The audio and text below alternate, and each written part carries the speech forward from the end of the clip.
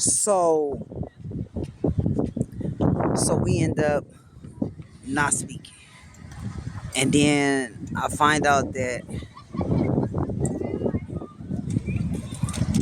he talking to another girl over there. And I was cool with that.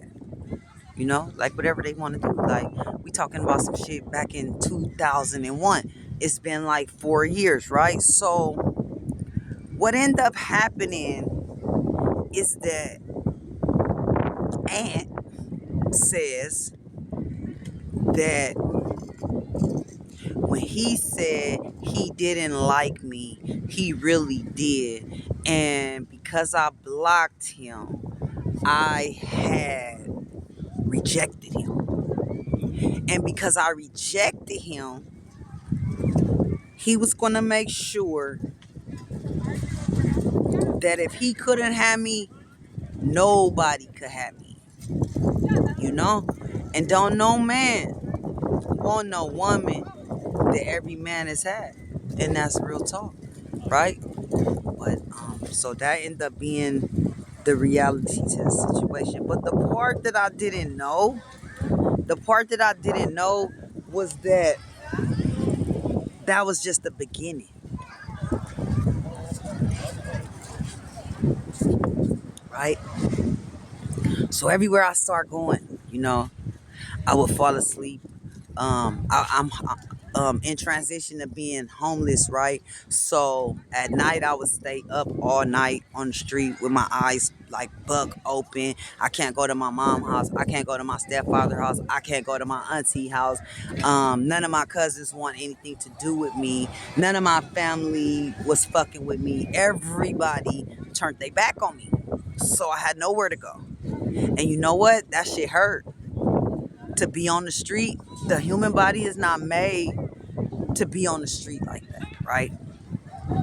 But that's what happened. And then I would get on the bus in the daytime or the train, and I would try to go to sleep because the bus and the train would have like a lot of people on there. So I figured like I'd be safe, I'd go to sleep.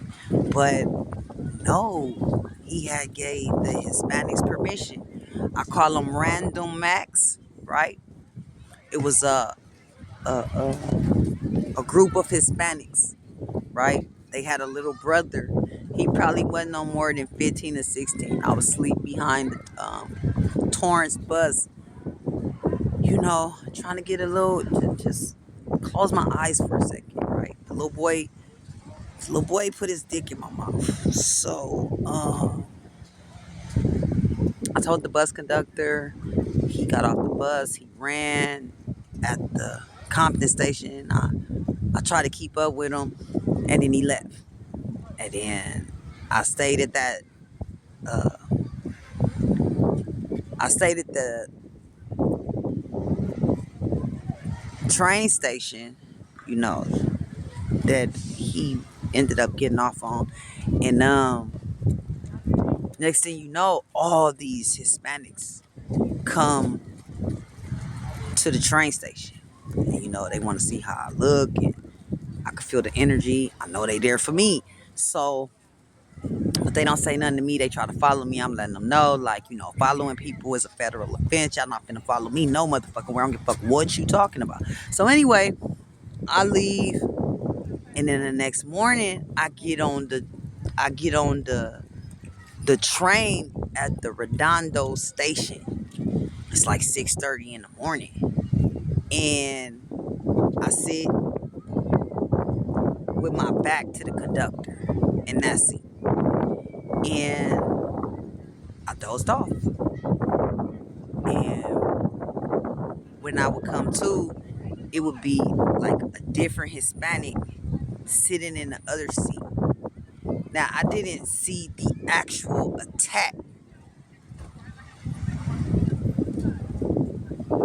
because,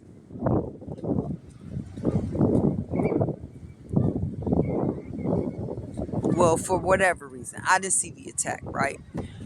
And I knew I was gang raped by these Mexicans. So immediately I went to go tell law enforcement. I went to go get a SART exam, right? And every day after that, those Hispanics made my life a living hell. They followed me every fucking where that I went in hopes to catch me, bat my eye, close to go to sleep. And not only that, this nigga Ant was also getting on the bus, getting on the train, showing motherfuckers how to disrespect me. You know, sticking his dick in my mouth, fucking on me, whatever he wanted to do, or take me off the whatever he wanted to do. Right? He a Freemason or 33-degree Mason or whatever, so he felt like he could do what he wanted to do. But the only thing is, I really didn't know what was going on. Right? I didn't know what was going on at the time. So now some time has passed. And I done made numerous police reports. You know, they call me a habitual reporter, right? Like I just call law enforcement and make up stories just to be in the presence of the police. Same police that killed my uncle, same police that killed my grandfather. I don't fuck with the police like that. However, the police are a tool, and if you need them, you gotta use them, right? Paperwork. It's shit that has to get done. So anyway,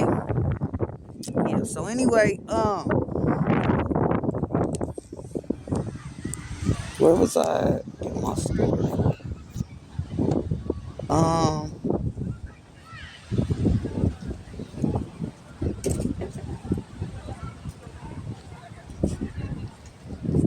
so basically,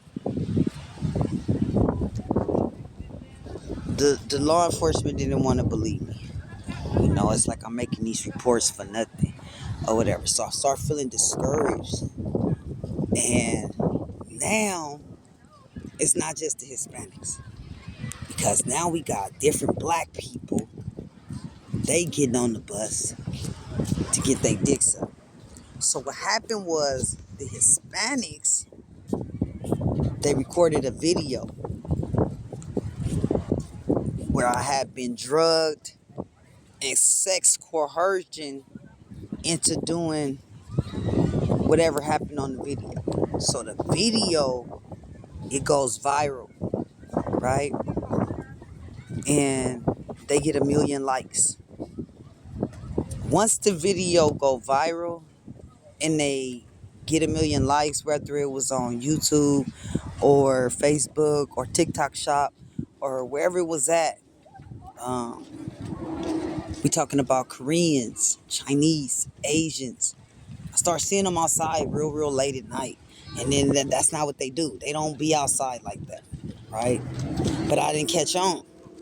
And whenever bus stop I would stand at, it would be these niggas at the bus stop. I didn't feel threatened. It wasn't nothing feeling fucked up in my energy, right? But what they was doing was they was getting on the bus when I get on the bus, and they was waiting for me to go to sleep, especially if I had been up all night. They know eventually I'm going to get ready to close my eyes, right? So, and then eventually, when I get ready to close my eyes, they was there, you know, and they was putting their dicks in my mouth, and I was sucking their dick. And I would wake up not even knowing that I sucked the dick. So, one morning, I'm going down to Torrance to go to the emergency, right? And I feel like something just happened on the bus, right? So I take a picture of my face. And when I take the picture of my face, the pictures was doing something that I didn't do in the picture. And one of the pictures was taking my wrist, wiping my mouth off of meth. That was the devil in the picture. All along, all this time, that these niggas was giving me meth so that they could get sucked up or whatnot, right?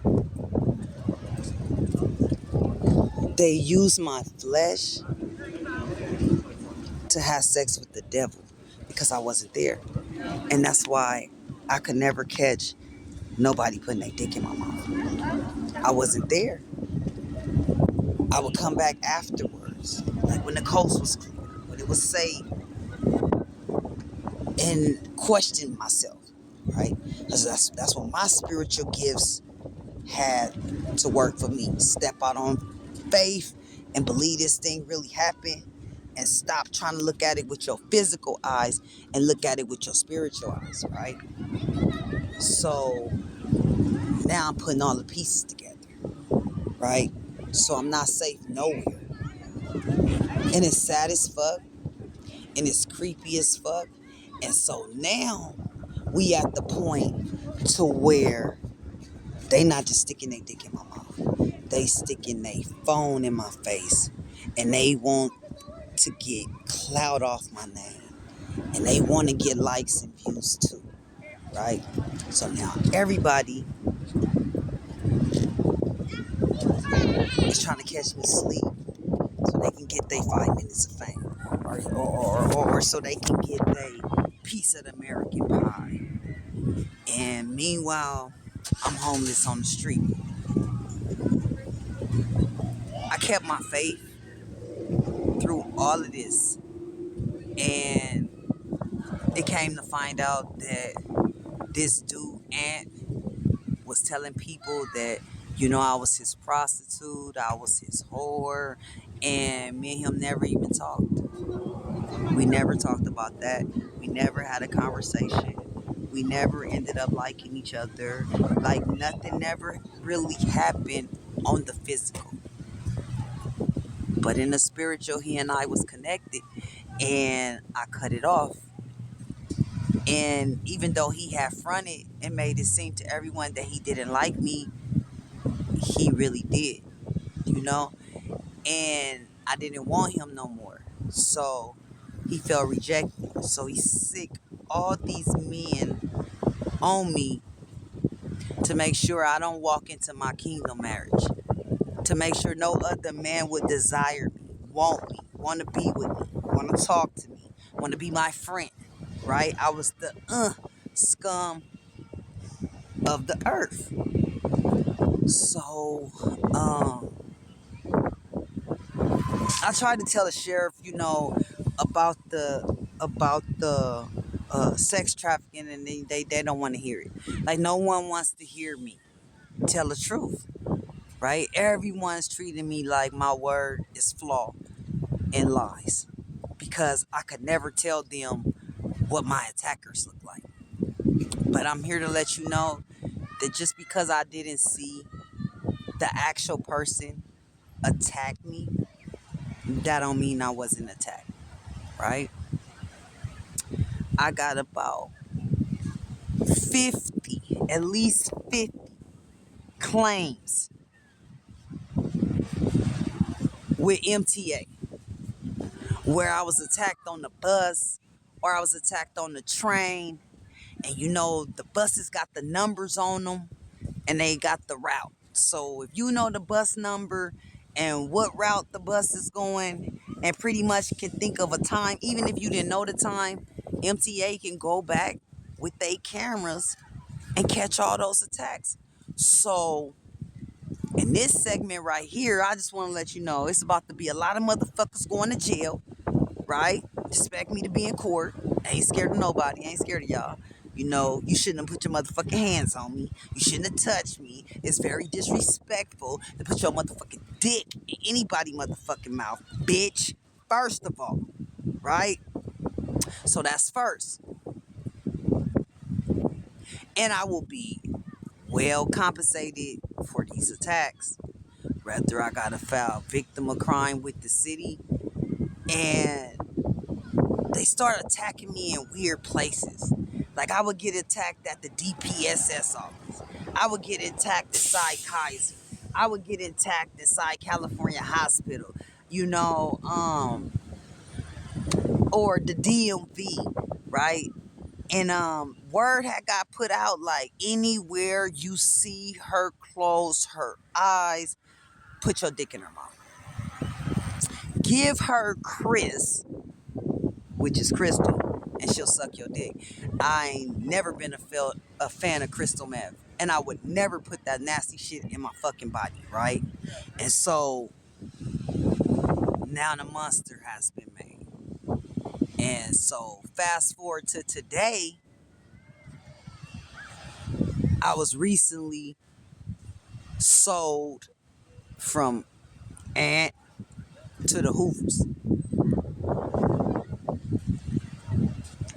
So they gotta come collect theirs and catch me sleep and make they videos and clout chase and see what kind of money they can make up off of me.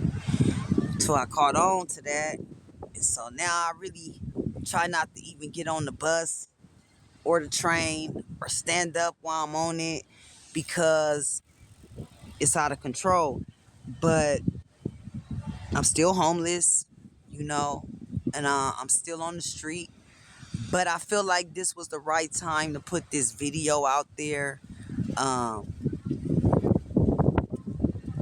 it's a lot of hoods that this boy done sold me to. I remember he got me attacked on my birthday over at this evil bitch, Deidre, on Long Beach Boulevard with the little boutique that she have out there.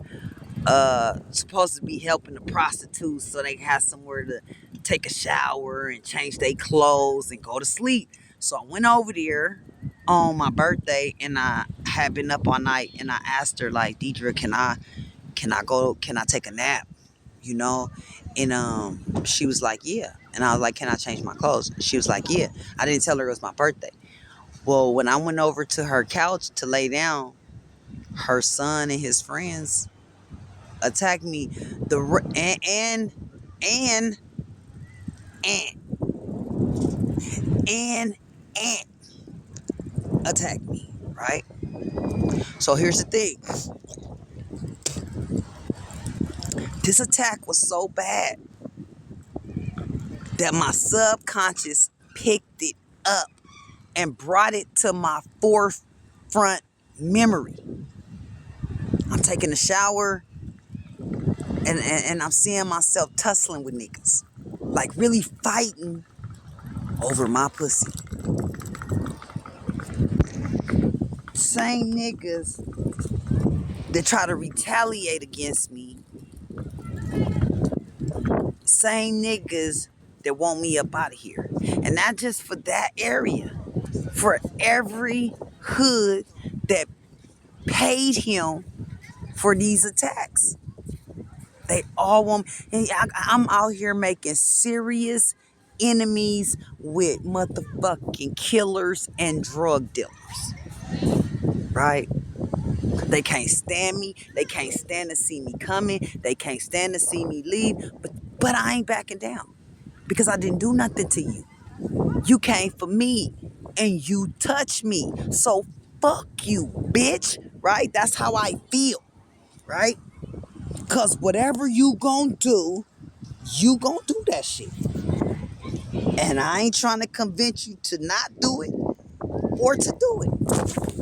But I'm not turning nothing down.